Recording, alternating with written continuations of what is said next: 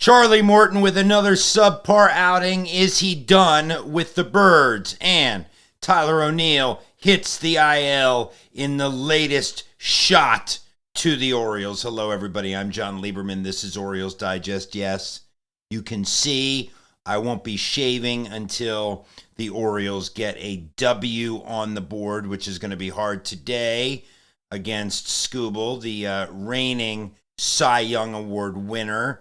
He will try for the sweep for the Tigers today. The Orioles are on pace for 60 wins-ish. The Orioles have the second worst record in the AL, the third worst record in all of baseball. They are in the conversations with the White Sox and the Rockies. I continue to have conversations with David Rubenstein about what in the world can be done to turn this team around. Hey, everybody, this is Orioles Digest. It's supposed to be easy like Sunday morning. It ain't easy. Nothing's easy for the Birds right now. Coming up, we're going to go over, is Charlie Morton done with the Birds? Do you think he should be done? I'm going to say give him one more start. I'll tell you why. Another injury problem for the Orioles. Tyler O'Neill going to miss at least 10 days on the IL. Yes, he's been struggling, but still, we need every warm body we can get at the moment. And get this, it has been more than a week since the Orioles have scored more than 3 runs in a game. And they've lost 6 of their last 8 games. And as I said, Skubal is on deck today to pitch against the Birds. The sweep yesterday, and the words from Brandon Hyde, potentially the most understated words from a manager. Today was a really, really tough day. I am going to count all of the ways for you in which it was a really, really tough day, and also it's been a really, really tough week. It's been a really, really tough season. The Orioles are 6 for 51 with runners in scoring position and have left 47 men on base since Easter. 47 men on base since Easter. I'm going to get to Charlie Morton in a moment, but this is on the offense right now. This is squarely on the offense as a whole. I'm going to run through our OPSs in just a moment, and ludicrous and ridiculous. But let's start with Charlie. So, you look at Charlie's numbers from last night, and look, was Charlie amazing? Was he good? Was he fair? 3 2/3. He gave up a big 3-run homer. It's the walks. He walked 5. He struck out 3. It's the walks. But he was not horrible. He showed some signs of life, some signs of improvement. Now, you're going to say, well, John, we're paying him $15 million to be a number 3 starter, and if this is the best he can do, boom. I get it. His season numbers have been absolutely horrendous. It's not lost on me that through 6 starts, Morton is 0-6 with a 10.36 ERA, a whip over 2, well over 2, and he's only the second pitcher in Orioles history and only the 30th in MLB history to begin a season losing each of his 6 appearances. Those are stats that you don't want to be associated with. Those are stats that, look, Charlie Morton gets it. This guy is a veteran. Charlie Morton understands he's at the end of the road here. Here's why I say give him one more start. I like the little bit of positive that I saw in the game that he just lost. Despite the 3-run homer, despite the 5 walks, I liked the way the ball was moving, the strikeouts. I felt like he was starting to find the zone a little bit more. I know everybody's out of patience, but here's the biggest reason. Who are you going to put in there right now? We have to buy a little bit more time.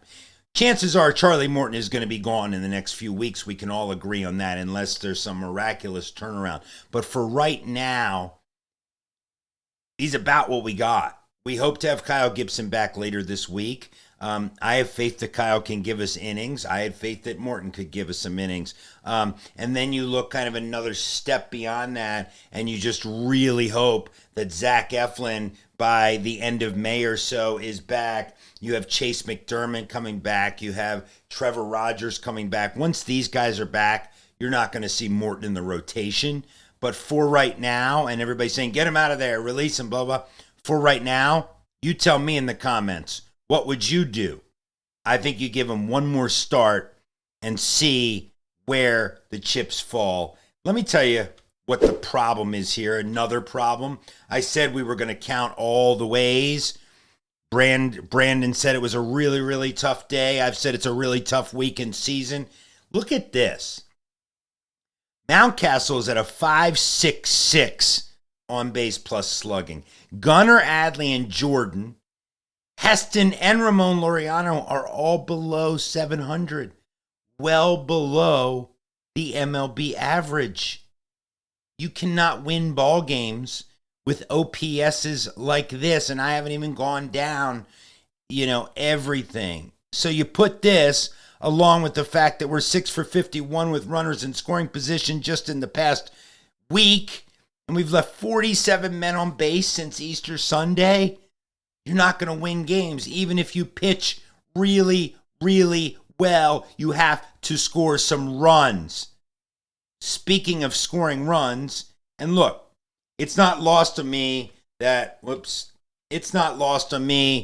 Tyler O'Neill hasn't been outstanding, but he's a warm body, and at any point, he could pop it out of the yard. Now Tyler O'Neill goes on the IL. Goes on the IL with neck soreness. It should only be a week or so. He's got to be on there 10 days, but it's retroactive a couple days back. He should only be on the IL for, he should be back in a week or so. And look, I get, again, he has not been good at the plate. He's batting .215 with 3 doubles, a triple, and 2 homers. We know what he did last year with the Sox, .241, 18 doubles, 31 homers, and 61 RBIs. But here's the thing. We paid big money for Tyler O'Neill. We need to have Tyler O'Neill in the lineup. And hopefully, if he gets this neck soreness right, he can at least hope to closely replicate the numbers from last year. This has always been the rap on Tyler O'Neill. Can he stay healthy? This is just a really bad time to have a potential slugger back on the IL because, again, you go up against a guy like Skubal, and at this point, you pray. You pray that something goes right. These guys know how to hit, but there is a problem of some sort that we just can't get to the bottom of. We know the starting pitching has struggled mightily, but we never thought, I don't think, that this lineup would struggle like this. We know the struggles from the second half last year. They're well documented. Something has to change. Somebody has to step up. There has to be a spark. A leader has to come to the forefront and say, enough is enough. What I want to hear is somebody say, this is not okay. Not that this is a tough day. Not that we're going to get it right. Not that we're not panicking. Okay, we expect to hear all that. Who's going to step up and say, this is not okay, and we are going to work and work and work to fix this? Because every day that goes by, you have to do that much better for the rest of the season in order to hope to hit the postseason. And when you get in a hole of 10 games below 500 at this point in the season, now you're talking about having to play .650 baseball just to be in the conversation. This is Orioles Digest. I'm Jon Leiberman.